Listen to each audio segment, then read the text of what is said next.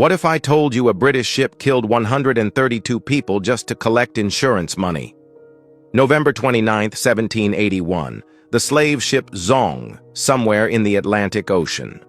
Over 3 days, the crew executed 132 enslaved Africans, throwing them overboard one by one. According to historical court records, 54 went first, then 42 more, then 36. 10 others, watching their families disappear into the sea, chose to jump rather than be thrown. This wasn't panic, this was profit.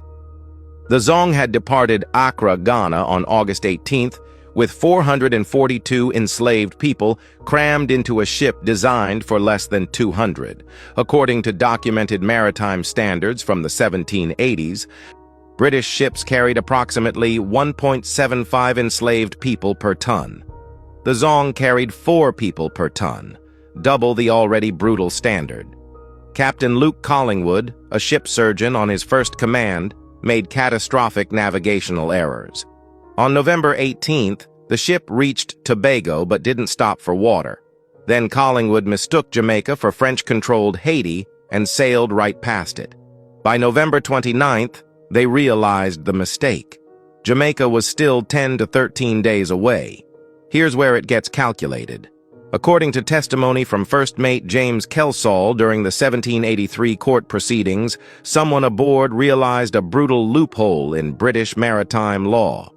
If enslaved people died naturally from disease, starvation, or dehydration, the ship owners got nothing from their insurers.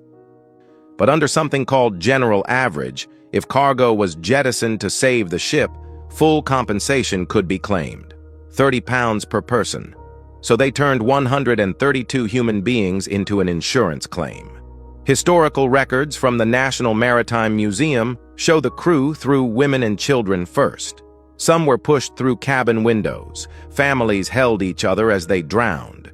When 10 enslaved people saw what was happening and jumped to their deaths, Collingwood later called it an act of defiance in official documents.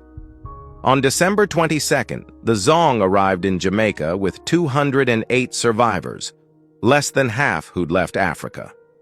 Captain Collingwood died 3 days later. The survivors were sold in Jamaican slave markets for an average of £36 each, according to court records. Their average lifespan on sugar plantations, 3 years. Then the ship's owners, the William Gregson syndicate based in Liverpool, sued their insurance company for the value of 132 murdered people. And here's the horror. The British courts said they had a case. March 6, 1783. The trial began at Guildhall in London before Lord Chief Justice the Earl of Mansfield, the same judge who'd presided over the famous Somerset case. The Solicitor General John Lee stood before the court and declared, "What is this claim that human people have been thrown overboard?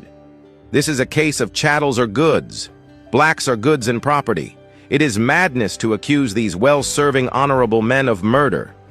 The jury ruled in favor of the ship owners. Insurance must be paid. But on March 19, 1783, a formerly enslaved man named Olaudah Equiano heard about the case. Equiano, who'd purchased his freedom in 1766, immediately told abolitionist Granville Sharp. Sharp wrote to the Prime Minister demanding murder charges. He wrote to the Lords Commissioners of Admiralty. Neither responded.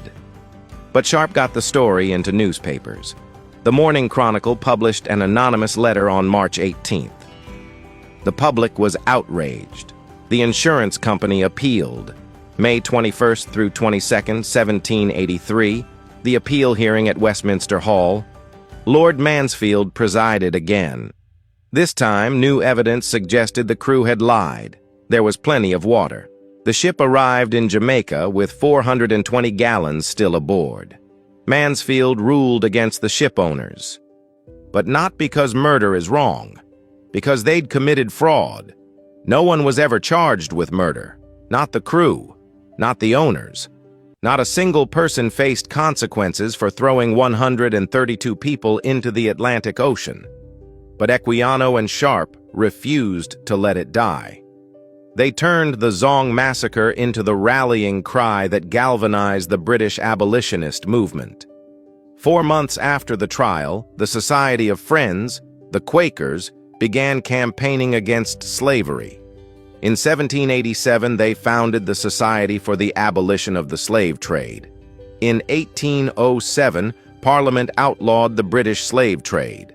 In 1833, they abolished slavery throughout the British Empire. The Zong Massacre, where British law declared that throwing 132 people overboard was the same as throwing horses overboard, where murder became an accounting problem, where human lives were listed on insurance forms as cargo lost at sea.